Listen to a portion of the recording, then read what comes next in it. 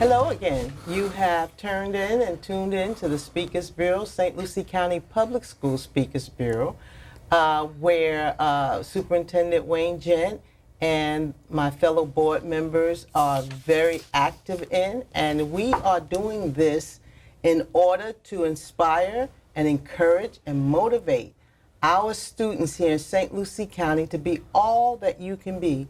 Whatever your gifting is, whatever you desire to do in life, we want you to know that you can do that.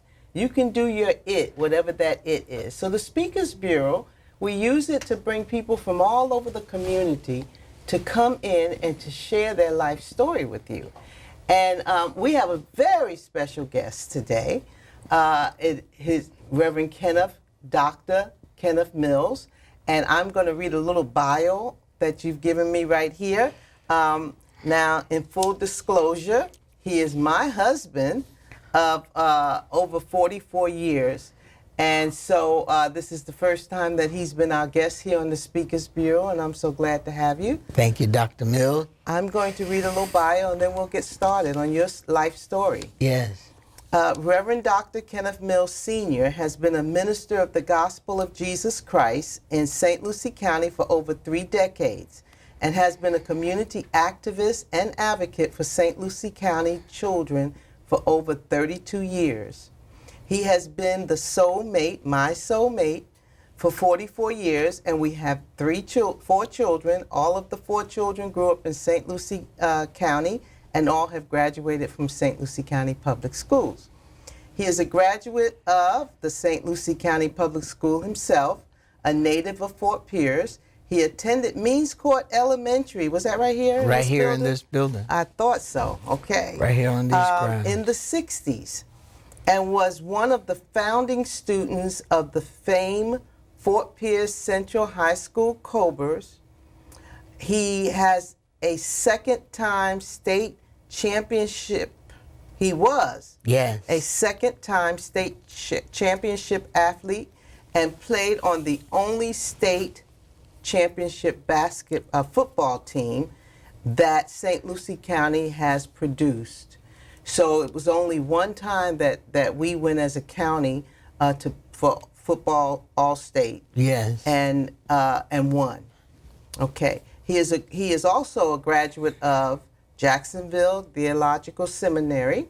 He has an honorary bachelor's degree in Christian religion, a master's degree in Christian theology, and his doctorate is in Christian education. Yes. He is one of the founders of the Bible Way Ministries and the Save Our Children's program that has been serving St. Lucie County students for over 32 years after school and during the summer. Yes. And he is co-founder of the Lincoln Park Council of Ministers right here. He's past chairman of that group, and he's now the present vice chair of the Lincoln Park Council of Ministers. He is also very active on the Treasure Coast by serving all of St. Lucie County residents as a local director, pastor, serving on various boards here in this county and other community activist programs. Reverend Dr. Kenneth Mills, we are so glad to have you here today. And just reading the bio alone is an ear opener, and everybody's waiting to hear from this native here of Fort Pierce community in St. Lucie County. So welcome to the program. Thank you so much. And I want to get started. Did you have something you want to say before we? Well, no, go ahead, Dr. Mills. Okay, I wanted to get started by asking you to give us more clarity on your background here in St. Lucie County as a child. How did you grow up? What was your situation? How many parents did you have in the home? What was your challenges? Can you talk to us a little bit about that? Yes, I'd be happy to. Thank you so much for allowing me to be a part of this Speakers Bureau program that you've established for our St. Lucie County residents and students. Kudos to you and our superintendent, Mr. Gent, and all of our board members, because it makes a tremendous impact.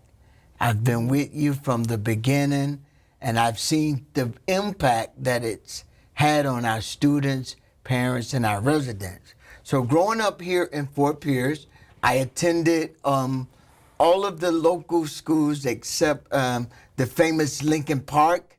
When it was time for me to go to Lincoln Park, our school system was under court-ordered desegregation. So graduating from Francis K. Sweet in the 6th grade, all of the teachers there were preparing us and getting us ready for the desegregation of the schools. Mm-hmm. And what that entailed was they were taking all of the middle school students and combining us together at what is known as St. Lucie Elementary at 13th Street and Virginia Avenue. Mm-hmm. So during that time, this was a segregated community. And it's been a tremendous privilege growing up here in Fort Pierce.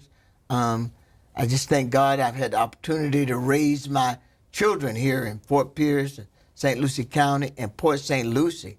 So during those days, it was a great opportunity and being a part of crossing those barriers, mm-hmm. I guess I'll say. Was your family, what was the economic level of your family? How did you grow up as a child? Were you middle class? Were you poor? Well, I never realized that I was poor until somebody at St. Lucie Elementary said, well, y'all folks are poor. We never were hungry. I always had nice clothes. And back in those days, there were only one type of tennis shoe that everybody wore, and they were the famous All-Star tennis shoes. I always had a pair of All-Stars. Mm-hmm. So, I guess I would say we could have been considered as middle class. Both of my parents were in the home. I come from a big family. I'm the 7th son of 7 boys, mm-hmm. and the 11th child of 12 children. But my dad and mom worked hard every day mm-hmm. to provide for us.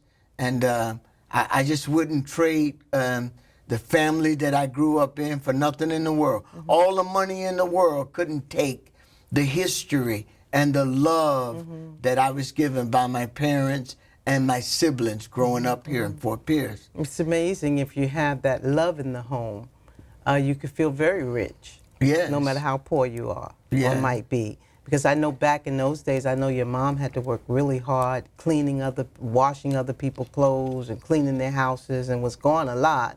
Yes. And Dad was out there fishing and doing what he needed to do to bring in an income as well.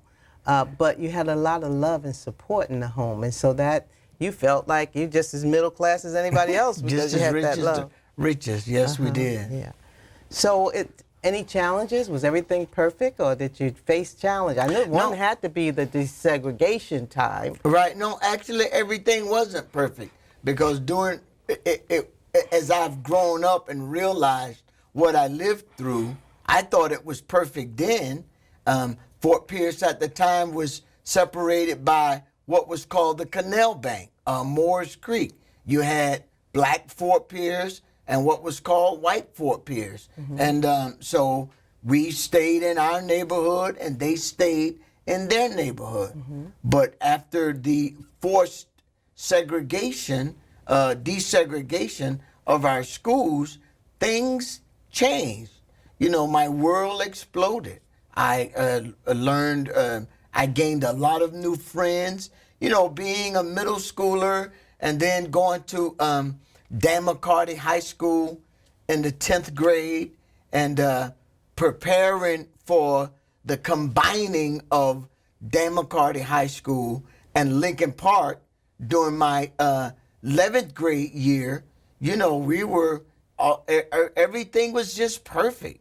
I mean, when they decided, the county allowed us, the black students and the white students, to come together and pick the name of the school. We picked the colors of the school. During that time, there was only 2 high schools, Dan McCarty and Lincoln Park. And they were combining them together in 1969. So they allowed the junior class that would be the first junior class of what we named Fort Pierce Central, Purple and Gold, to decide all of those issues, which was really tremendous for us because it helped us learn the responsibility as we were growing into young adults. So desegregation was a good thing you saw at that time. Yes, most definitely. Now I know that you have told me the story before about when the kids walked off of campus. What was that all about, and what your mom's response was at that time? This was during the time that it was rough because it was the beginning of a desegregation of people coming together and students coming together. What happened? Right, during that time. Fort Pierce Central, I think it was? Yes, Fort Pierce Central. All over America, it was a turbulent time. And we were having trouble with folks coming on the campus at Fort Pierce Central, which at the time was at Edwards Road between, over off Edwards Road. And so as students, we had decided that we were not going to allow folks to come on the campus and mistreat us as black students. We had some people that came into our community that was causing a lot of trouble at the time. And we decided that we weren't going to take it anymore. So during that year, my senior year, 1972, a group of us joined together and we organized. It was a turbulent time around the country. It was turbulent right here in Fort Pierce. That was during the riots. And what happened was they brought, I think, about 500 National Guards on the campus. And we were joined together in one group, and we began to see them marching toward us like we were breaking rules and laws and etc. So we decided that we were going to leave that campus because we were not going to be accosted by the National Guard for nothing that we had done wrong. So we left Edwards Road, headed toward Lincoln Park. And my mom had told me, she said, now boy, I'm not going to have you out there acting a fool, but you are just as important as anybody else. Don't you do no mistreating to anybody, but don't you let anybody mistreat you. What did that mean to you for mom to speak those words to you at that time? It meant the world to me because it let me know that my mom supported me in my efforts of taking care of myself, standing up for what I thought was right, and doing the right thing. And, back in those days, the parents were very strict, but they allowed us to feel like and helped us feel like we were just as important as any other group or nationality. Of course. So tell me about this football team. Y'all going to All-State. And did you have any mentors as well? Let's talk about some mentors maybe in your life that made a difference. Yeah, so back in those days, as I think we had in the Lincoln Park community, we had Mr. Albert Benjamin, better known as Baylock, Mr. Wesley Dixon, we called him Mr. West, and Mr. Sam Green. During those days, we had what we call Pony League and Little League Baseball. And they were our mentors. They trained us and taught us how to be a team, how to work together. Back in those days, so we only had two high schools. We had Fort Pierce Central and we had John Carroll, which was the Catholic school. And so on the baseball level with Mr. Baylock and Mr. West, they took us to the state and we went over to Lakeland, Florida and won the state championship of Pony League Baseball that year. And then the next year, we had a coach that had come to Dan McCarty its last 2 years, Mr. Calvin Triplett, who our present Longwood Stadium was named after. And he was an excellent coach in training us on that level. And he did the same thing that our county did. He allowed us to make the rules that our team would be governed by, and that meant with us all there together making the rules, we had to subject ourselves to our own rules. So the first year of Fort Pierce Central, the team went to the state championship and went down to Miami and lost the game, I think 42-22. And Coach Triplett and his team, Coach Flip Farinella is the only, I think, coach that's alive from that team now. And he continues to frequent with us and fellowship as a coach and us as men now. How important was sports to you and to your success in life? It was very important, Dr. Mills, because it taught me how to socialize and work together with others, but it also taught me how to be a team player. It also taught me how to be, I guess I'll call it, an enemy combatant against my opposing team, but after the game was over, how to let everything go and settle down. And so Mr. Benjamin and his mentors took us all around Martin County, Indian River County, Lake Worth, playing against local baseball teams. For Fort Pierce Central, the football team, we went around the state playing other teams sponsored by the school system. So back to the championship.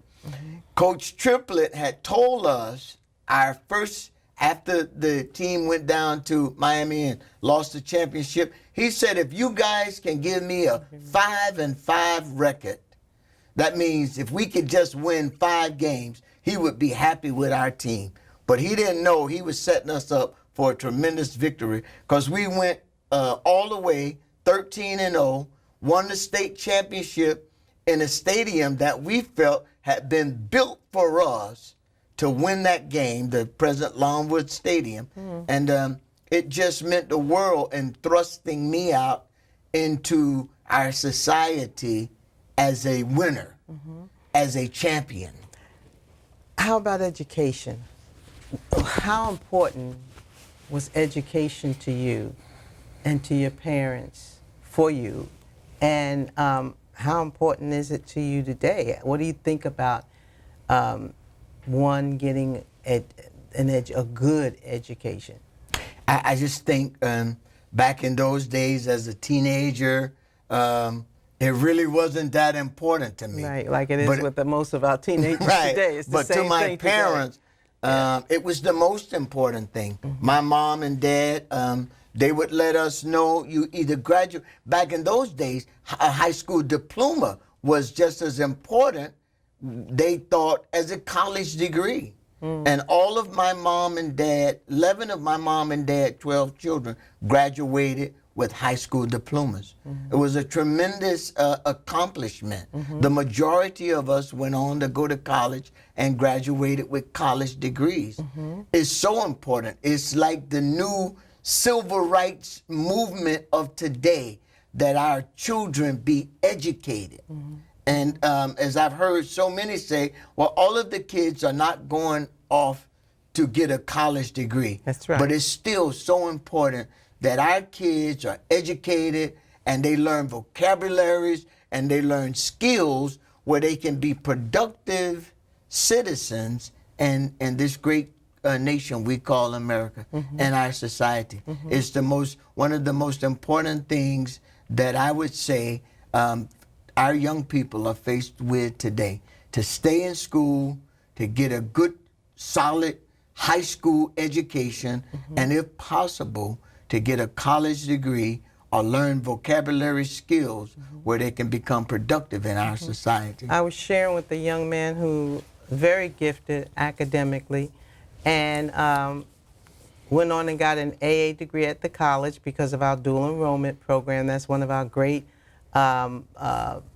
technical and career choice programs. We have 38 of them now in the district that specializes in skills and so forth. But the dual enrollment helps give you a jump on your college, and in which the students don't have to pay for. You know, we take care of that. So the young man got that, but now that young man is working. And one of the things that he said to me was how hard it is to go to college. It takes so much work. There's so much work you have to do to get educated and to further your education. And what our young people don't understand today is if you're out there working, you're doing hard work. He's a hard worker. He works hard. He's committed to his job. Why not just go ahead and apply that in that area of life so that you can get that done and don't have to, as one of the speakers was saying, just flip burgers all your life, you know? But we also brought out the point that flipping burgers, there's nothing wrong with that, but you need to take the opportunity to go on to management, go ahead and own your own place one day by educating yourself, by learning the trade, by getting the training necessary to move forward in life.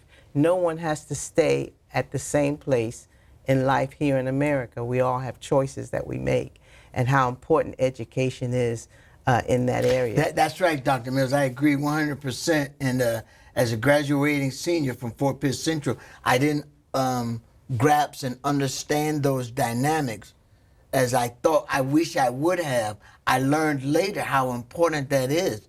As I went back to college and how I came from just a regular employee unto an owner and a manager as I got my college degrees. Of your own business. Of my, even of my own businesses.